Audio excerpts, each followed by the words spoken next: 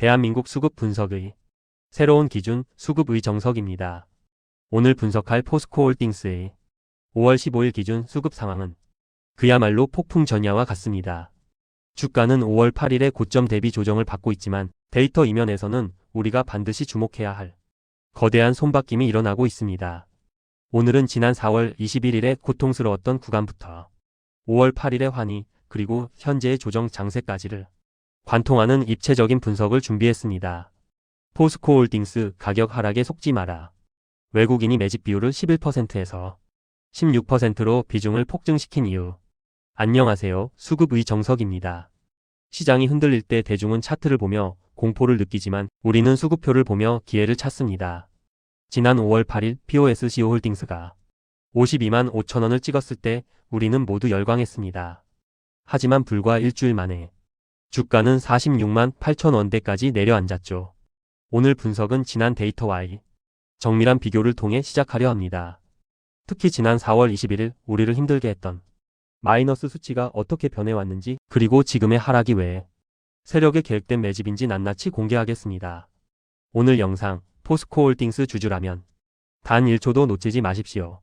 4월 21일의 고통과 5월 8일의 대반전. 우선 타임라인을 정확히 짚어볼 필요가 있습니다. 지난 4월 21일 분석 당시를 기억하십니까?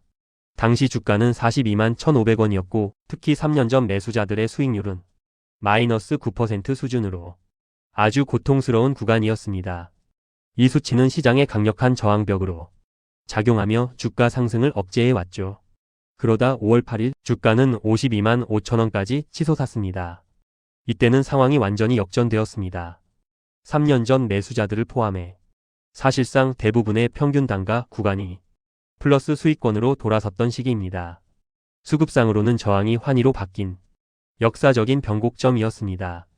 하지만 여기서 우리가 놓치지 말아야 할 진실이 하나 더 있습니다.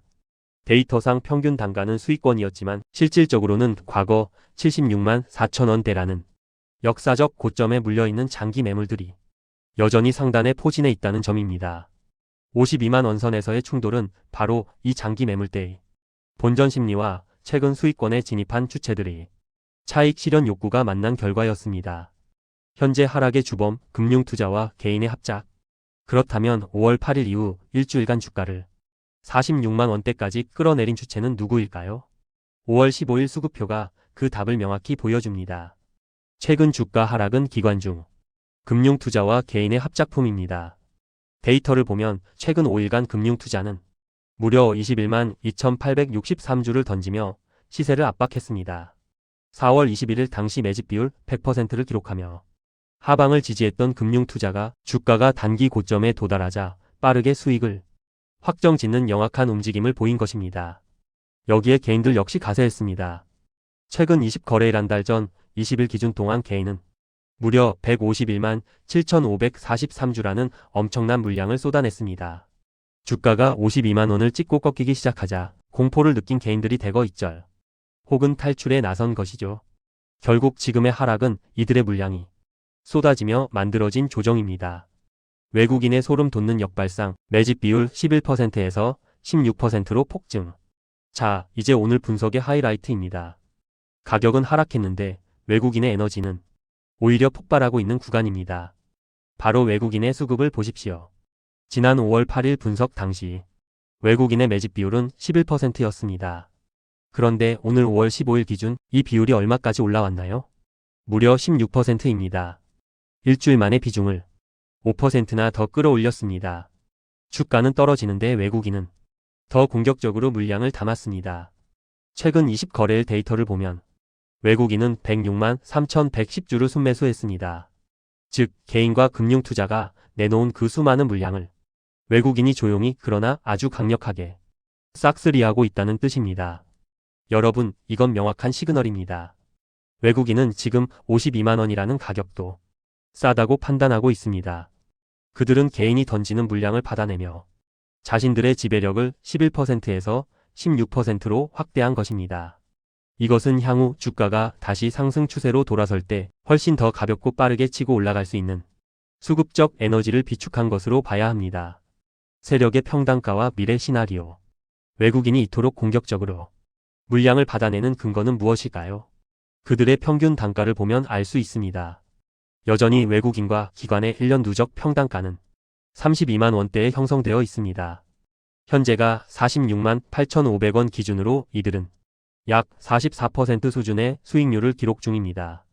수조 원을 움직이는 외국인이 고작 40%대 수익을 보려고 16%라는 압도적인 비중을 채웠을까요? 아닙니다. 76만 원대 고점 매물을 소화하기 위해선 더 강력한 주포가 필요했고 이제 외국인이 그 역할을 자처하며 판을 다시 짜고 있는 것입니다. 개인과 단기성 금융 투자의 물량이 외국인의 금고로 들어갔다는 사실, 이것 하나만으로도 포스코홀딩스의 미래는 매우 밝습니다. 하락은 일시적이지만 외국인이 확보한 16%의 비중은 향후 강력한 상승 엔진이 될 것입니다. 클로징. 오늘 분석 정리하겠습니다. 1. 4월 21일 마이너스 9%였던 저항은 5월 8일 수익권으로 바뀌며 변곡점을 만들었습니다. 2. 최근 하락은 금융투자와 개인의 차익 실현 물량 때문입니다. 3. 하지만 이 물량을 외국인이 모두 받아내며 매집 비율을 11%에서 16%로 폭증시켰습니다. 시장의 소음이 아닌 데이터에 집중하십시오. 외국인이 비중을 16%까지 늘리며 버티는 한 포스코홀딩스의 큰 파동은 이제 막 시작된 것에 불과합니다. 여러분의 성공 투자를 위해 수급의 정석은 매일 데이터를 정밀하게 추적하겠습니다. 오늘 내용이 도움되셨다면 구독과 좋아요 부탁드립니다. 시청해 주셔서 감사합니다.